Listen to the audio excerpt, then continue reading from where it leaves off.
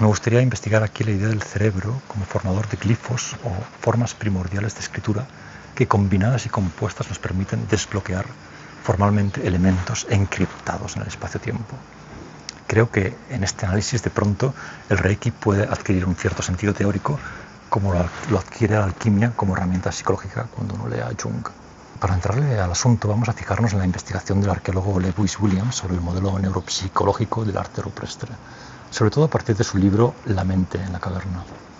Porque queremos primero fundamentar biológicamente el concepto de glifo, el símbolo inscrito, el símbolo, fijar el hardware por el cual se manifiesta.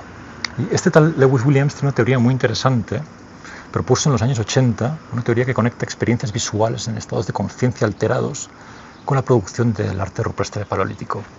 El núcleo de su teoría es que los chamanes o individuos en estado de conciencia alterados, véase inducidos por la meditación, habiendo tomado alguna sustancia, etc., experimentan una serie de visiones que luego plasmaban en las paredes de las cuevas. Inicialmente estas visiones eran de naturaleza geométrica, lo que llamamos fenómenos entópticos. Los podemos resumir en fosfenos, mallas, espirales, puntos irradiantes, patrones visuales y geométricos que se originan dentro del propio sistema nervioso. Esta sería la base, los fenómenos entópticos. Podemos especular como punto de partida que estos fenómenos son el hardware neural básico del tema que estamos tratando.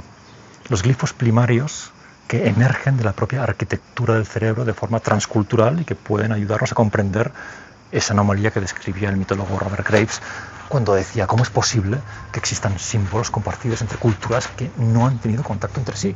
Nos dice Williams en su estudio que a medida que la experiencia en estados de conciencia alterada se va expandiendo, el individuo intenta dar sentido a esos patrones entópticos, esas formas geométricas iniciales, las elabora y las escala de alguna manera. Por ejemplo, los patrones geométricos pueden interpretarse como objetos familiares.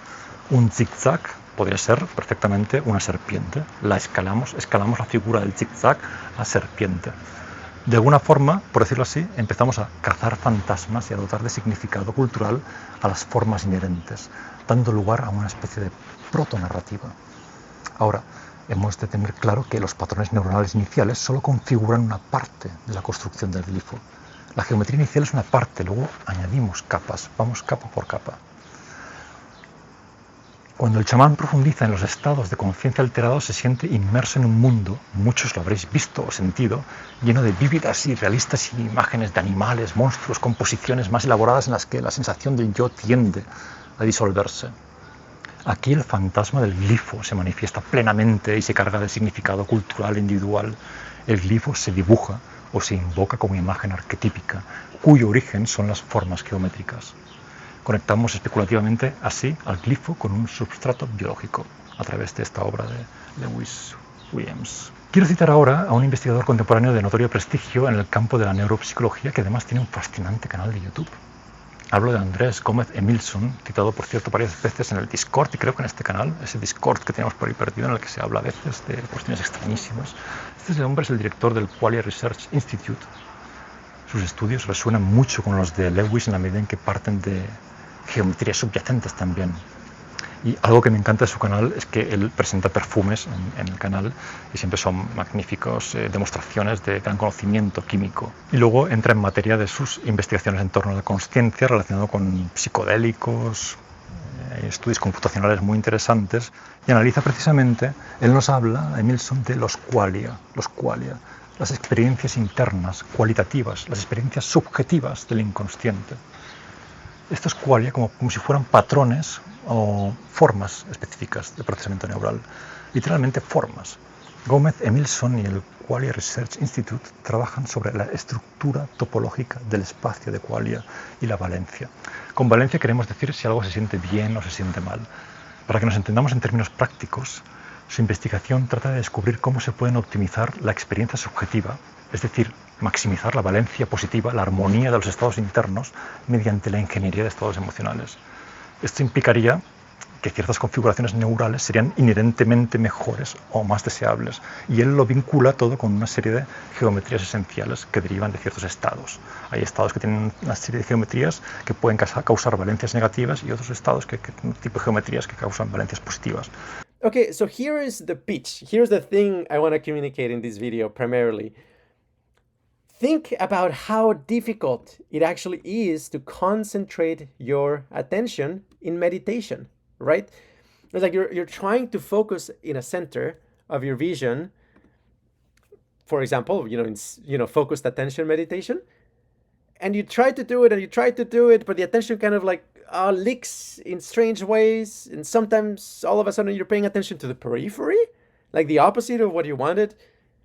Very often, though, attention will kind of like have like strange artifacts where it becomes a line or becomes like kind of this set of cusps or a pinwheel, right? I am gonna suggest those are the natural kind of like artifacts that come from just not getting the weighted sum of the harmonics exactly right. So, to a first approximation on a moment to moment basis, you're kind of like, hammering these harmonics. It's a dampened, harmonic resonance. And, you can habituate to any one of them. So you need to keep banging them and do it at the right time, the right, phase, with the right level of energy, such that all of them together give you kind of like this like stable mode of attention, where let's say you're concentrating all of your attention in one point and you're able to keep it there. Todo subyace en sí mismo en una cuestión de geometrías esenciales. Emilson nos proporciona el marco para entender por qué y cómo estos patrones básicos que vemos, ese hardware básico neural de formas primordiales que mencionábamos, se siente de una forma específica. Si los entópticos, esas formas primordiales, son glifos primarios, entonces, según Emilson, la forma de esos glifos está intrínsecamente ligada a la geometría y estructura de la actividad neuronal subyacente. Entonces intuimos que la forma de los glifos está dictada por la propia estructura del cerebro. Aquí vamos llegando al punto especulativo. Si cada glifo o forma primordial de escritura es un patrón neural específico, entonces acceder a ese patrón mediante meditación, rituales, sustancias o tecnología futura, lo que sea, es literalmente desbloquear la experiencia o el significado asociado. Se podría hacer una especie de mapa, por decirlo así. La escritura en el espacio-tiempo podría referirse a la estructura fundamental del campo de la conciencia que se manifiesta a través de estos patrones neuronales. Así, según todo lo que acabamos de ver, podemos aproximarnos a una disciplina polémica como el Reiki y darle un cierto sentido en este contexto como glifo externalizado. Sabéis que el Reiki elabora unos símbolos concretos geométricos, pues tenemos un glifo externalizado. También el tema de los sigilos que sirven para cifrar intenciones en Magic. Ambos son métodos literalmente utilizados para desbloquear o influir en la realidad o en estados internos de uno mismo. El marco que ofrece Emilson nos sugiere que lo hacen al inducir patrones neurales específicos que generan entonces, en consecuencia, los qualia, las sensaciones, insights, efectos deseados. Es como si dijéramos que este hombre hace ciencia de la magia de alguna forma, sin decir que es magia. Es mago, de hecho, quien controla estos procesos y puede gestionarse a sí mismo. El maestro de Reiki, entiendo, dibuja los símbolos geométricos ancestrales sin tocar al paciente. Entonces los glifos y los sigilos en estas prácticas serían de alguna forma como llaves o activadores que, al ser percibidos, ayudaran a la mente a sincronizarse o recombinar sus patrones neuronales hacia la geometría de consciencia que corresponde a la experiencia o efecto buscado.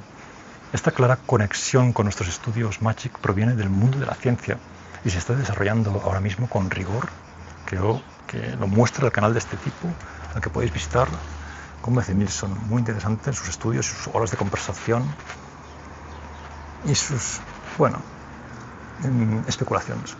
Ahora sigamos, de hecho, un poco más especulativos. Aquí, en el ámbito de lo literario, pues podemos excedernos y ir mucho más allá, dado que este no es un canal que pretende ser científico, es un canal divulgativo en el que expresamos ideas con las que pensar. No pretendemos decir que las cosas sean así en absoluto. Solo queremos pensar las cuestiones y repensarlas, aproximarnos de diferente manera a cuestiones que de una forma u otra implican lo emocional. Y aquí, claramente, el bienestar es clave en esto que estamos viendo. En adivinación especulamos las líneas, la inscripción de las líneas y su concepto fueron entregadas al ser humano por otras fuerzas más allá de la invención humana. Es la imaginación la que está impulsada por el fantasma de los glifos que se forman, se escriben, se dibujan de forma superpuesta en el interior del frasco que es nuestra cabeza, en eso que hemos detallado como foscenos, mallas o espirales. De esta manera nacen los rituales, un intento de crear las mismas condiciones para el mismo patrón que debe quedar formado dentro de la mente. Personas, ideas, ellas pueden convertirse en fantasmas. Cada quien tiene patrones que lo definen, nuevos glifos para viejas formas, patrones familiares y nuevos significados. Solo cuando el glifo correcto es dibujado, el símbolo o la imagen que se forma y que naturalmente decodifica el fantasma escondido dentro de sí, es invocado, desbloqueado, abierto, revelado, construido. Hay múltiples fantasmas, fantasmas del pasado, fantasmas del futuro, fantasmas de los ancestros, fantasmas de los dioses, fantasmas de la sabiduría, del poder, de la caza, de la calamidad, del terror, de los sueños. La mente es un jarrón que, entrenado de forma adecuada, caza, construye y fija fantasmas.